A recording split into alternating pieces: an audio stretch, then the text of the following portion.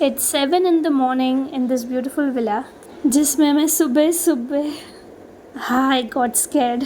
अगर सब अपने रूम में सोए हो और आप विला में नीचे अकेले उतरो पानी भरने के लिए, पीछे से आई हुई हल्की आहट भी थोड़ा सा शॉक कर देती है। So hello guys and good morning from the villa of Lonavala. तो मैं थोड़ा सा गर्म पानी लेने के लिए नीचे आई थी, तो मैंने सोचा चलो आपको भी बता दूं कि कैसा व्यू है यहाँ का। तो पीछे ये छोटा सा पूल एरिया है जो बहुत ही सुंदर लग रहा है। बारिश होने के कारण बहुत ज़्यादा सूदिंग और काम क्लाइमेट है, बहुत ज़्यादा ग्रीनरी हो रखी है। तो ये था हमारे विला के बैक साइड का एरिया। अब विला के अंदर है ये डाइनिंग एरिया, मतलब जहाँ पे हॉल है, और ऊपर है बेडरूम्स। तो अभी तो थोड़ा सा मेस पड़ा हुआ है। फ़िलहाल मैं गर्म पानी पी के जा रही हूँ रेडी होने के लिए, फिर हम बनाएंगे कुछ यम्मी सा नाश्ता। जब भी आप ऐसे आउटिंग के लिए ट्रिप पे बाहर आओ 2-3 दिनों के लिए, तो पूरा टाइम तीनों टाइम बाहर का खाना पॉसिबल नहीं है। At least for me and the childrens who has come with me, for them it is not good. So मैंने थोड़ी चीज़ें कैरी की थी जिससे मैं कुछ शॉर्टकट सा मील तैयार कर सकूँ और हम at least once in a day घर पे कुछ खाना खा पाए हमारे विला के अंदर। तो यहाँ पे मैं नहा धो के रेडी हो चुकी हूँ and finally starting with the breakfast which I had carried from Mumbai. मैंने इस तरह से पैकेट्स में कुछ कुछ चीज़ें कैरी की थी, जैसे कि पोहा है, थोड़ा मसाला है। बिल्कुल भी स्पेस ऑक्यूपाई नहीं करता ये सब आपके सूटकेस में या फिर बैग में, तो मैंने ये सारी चीज़ें ले ली थी। ये शायद आपके लिए भी एक बहुत अच्छा आइडिया हो जाए। अब यहाँ पे जो विला है उसके अंदर किचन में बहुत कम से कम चीज़ें हैं, मतलब सारा किचन वेल इक्विप्ड नहीं है। तो मुझे जो भी चीज़ें हैं उसमें एडजस्ट करके काम करना है। तो मैं यहाँ पे इसको सूंघ रही थी ये देखने के लिए कि कहीं गंदा तो नहीं है कोई कढ़ाई वगैरह। तो बट मैंने इसको बहुत अच्छे से वॉश करके, बहुत अच्छे से क्लीन करके उसमें फ़िल्टर का पानी भर दिया, ताकि मैं उसके अंदर पोहे भिगो के अच्छे से वॉश करके सोक कर सकूँ थोड़ी देर के लिए। तो यहाँ पे मैं जो भी पोहे लेके आई थी उसको मैंने अच्छे से वॉश करके पूरा पानी ड्रेन करके उसको सुखाने रख दिया। और बाकी के सारे लोग जो है वो अपना अपना अलग अलग काम कर रहे थे। कोई क्लीनिंग का काम कर रहा है, कोई अपने बच्चे को तैयार कर रहा है, और मेरे हस्बैंड जो थे वो थोड़ा एक्सरसाइज कर रहे हैं। ऐसे हर कोई कोई ना कोई काम में व्यस्त थे, और I was busy in my favourite work which was cooking for everyone.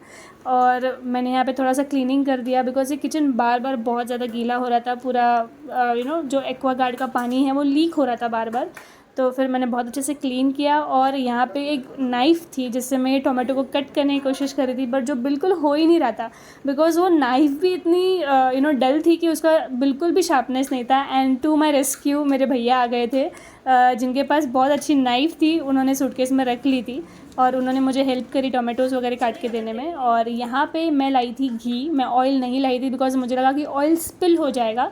तो कढ़ाई में मैंने सबसे पहले घी डाल दिया। पोहा बनाने की शुरुआत यहाँ से होती है। और घी कढ़ाई में अच्छे से गर्म होने के बाद मैंने उसके अंदर डाल दिया है जीरा। अब पोहा बनाने के लिए आपको पता है कड़ी पत्ता लगता है, हरी मिर्च या फिर लाल मिर्च लगता है, पीनट्स लगते हैं, बहुत सारी चीज़ें होती है जिससे पोहा बनता है।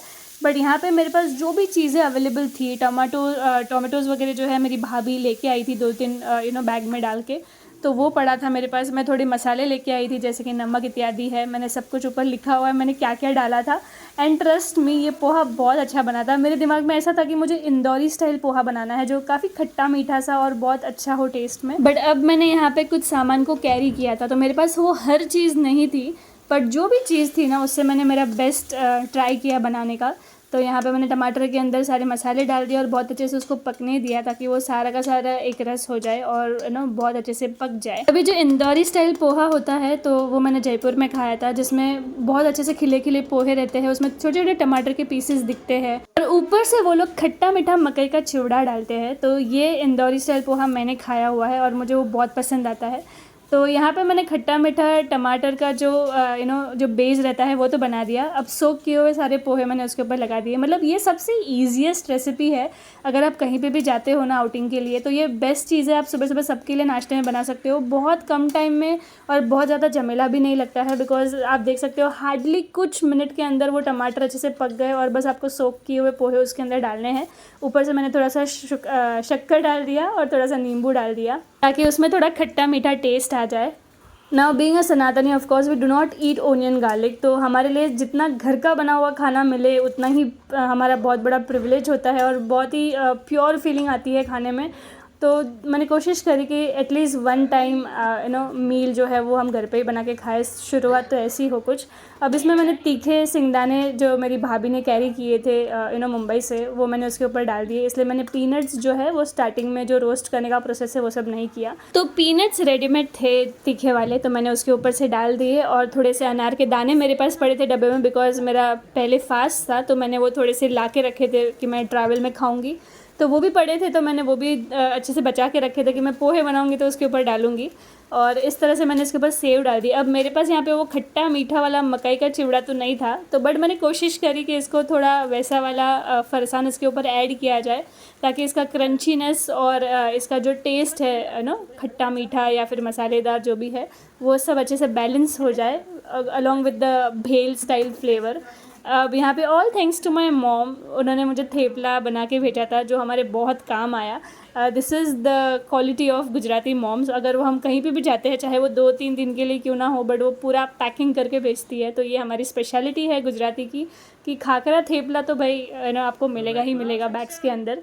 तो सबको थेपला सर्व किया और यहाँ पे मैं चीज़ डालने की कोशिश कर रही हूँ, because obviously I am a cheese lover.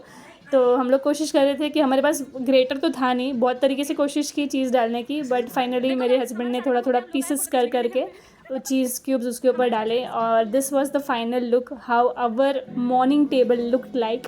Everyone was very happy, सबको मूड अपने आप ही खुश हो गया खाना इस तरह से देख के। अब हस्बैंड के बर्थडे के एक दिन पहले मैंने चीज़ केक बनाने का छोटा सा ट्राई किया था, वो मेरा सक्सेसफुल गया। तो नेक्स्ट डे मैंने और एक 250 ग्राम का चीज़ केक बनाया छोटा सा, और मैं यहाँ पे लेके आई थी। एंड लकीली वो बहुत अच्छा ट्रैवल में टिका रहा, मतलब ख़राब स्पॉइल नहीं हुआ बिल्कुल भी। तो हमने सब ने फर्स्ट डे पे इस तरह से पोहा और चीज़ केक एंजॉय किया। सो दिस वाज माय जुगाड़ू आइडिया फॉर डे 1, जहाँ पे हमने बहुत झटपट से पोहा बनाया, जो भी छोटे मोटे इंग्रेडिएंट्स हमने कैरी किए थे उससे। सो आई होप आपको पसंद आया होगा। Thank you for watching and thank you for all the love. I hope आपको ये जो वेदर है वो पसंद आया होगा। राधे राधे।